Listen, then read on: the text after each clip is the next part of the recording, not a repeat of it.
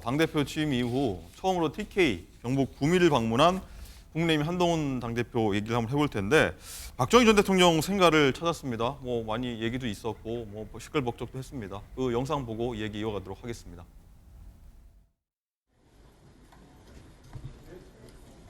정치인들이 보통 물론 저쪽 정치인들 말고요. 우리 국민의힘 정치인들이 구미에 오면 이렇게 얘기를 합니다. 구미는 보수의 심장이다.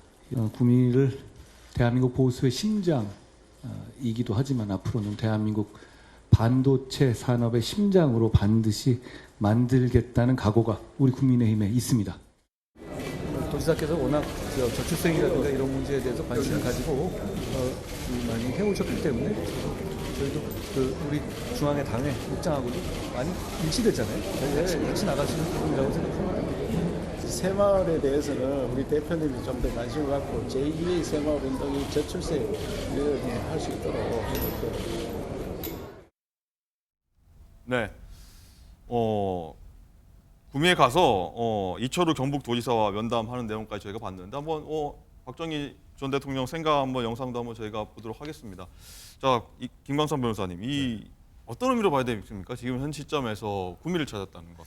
일단 지금 대표 취임 이후에 처음 찾는 것 아니겠습니까? 네. 그거 자체는 당연한 거라고 봐요. 일단 우리가 항상 흔하게 이 얘기하는 것이 TK는 이제 보수의 심장이라고 얘기를 하는 거고, 그것도 구미를 찾은 것 자체도 이제 보수의 심장이기 때문에 어느 것보다도 가장 소중한 것이다 그런 생각을 할 거예요. 그리고 더군다나 이제 최근에 어떤 여론조사랄지 또 윤 대통령에 대한 평가랄지 이런 거 보면 이 보수층에서 나오는 여론조사 결과가 심상치 않습니다.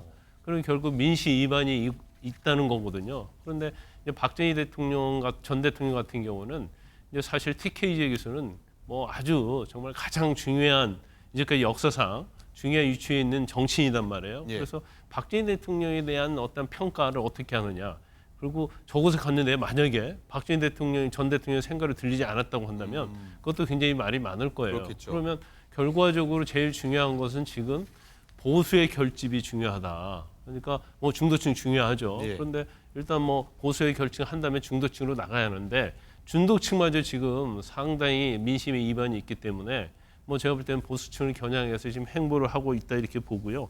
보수 심장 이 얘기하면서 거기에 플러스로 이제 반도체 얘기를 하지 않습니까? 네. 그러면 단순히 이념적 측면뿐만 아니라 어떤 산업적인 측면에 있어서도 뭔가 산업을 활성화시키고 앞으로 TK가 더욱더 성장할 수 있는 기반을 마련하겠다.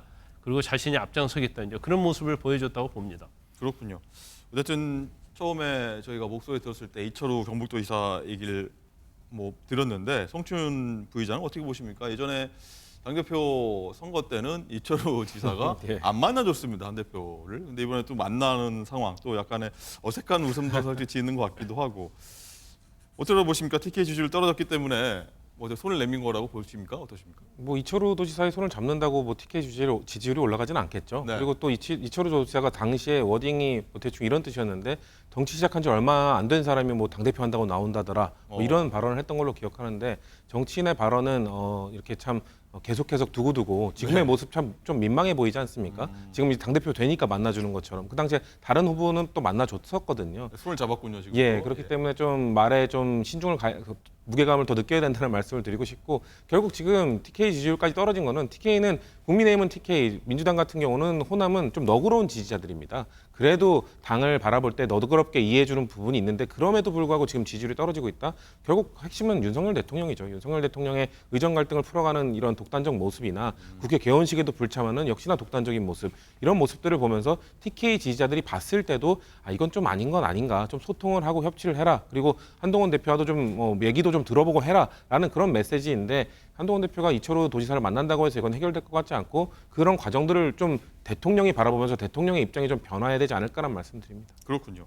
어쨌든 이 당보다는 대통령실의 지지율 추락이 원인이 있다 이렇게 좀 분석해 주신 것 같은데 자 그런 가운데요 한동훈 대표가 당 연찬회에서 최근에 기자들을 만나서 윤 대통령을 향해서 욕설을 섞어서 험담했다 그 XX라는 구체적인 얘기까지 나와서 지라시가 돌았었는데 김광선 변호사님 여기서 일단은 더 이상 국민의힘 당 차원에서 그만 이렇게 두고 볼 수 없다 하면서 이제 법적 조치, 고발 조치를 하겠다 이렇게 얘기를 했습니다. 이게 뭐 근거가 있는 겁니까? 이제 일반적으로 이제 사설 정보지 우리가 찌라시라고 하잖아요. 예. 이제 그런 내용들이 사실 신빙성이 없는 경우가 많아요. 그런데 그 찌라시가 돌고 있으면서 그걸 근거로 뭐 인터넷이랄지 SNS 통해서 마치 한동훈 대표가 윤 대통령을 향해서 욕설을 한 것처럼 네. XX 욕설을 하고 뭐 개나 소나 다 뭐 별의 순간을 잡나 뭐 이런 얘기를 했다는 거예요. 이제 많은 분들 놀랐을 거예요. 그런데 이 내용 자체를 보면 굉장히 한동훈 대표가 윤 대통령을 굉장히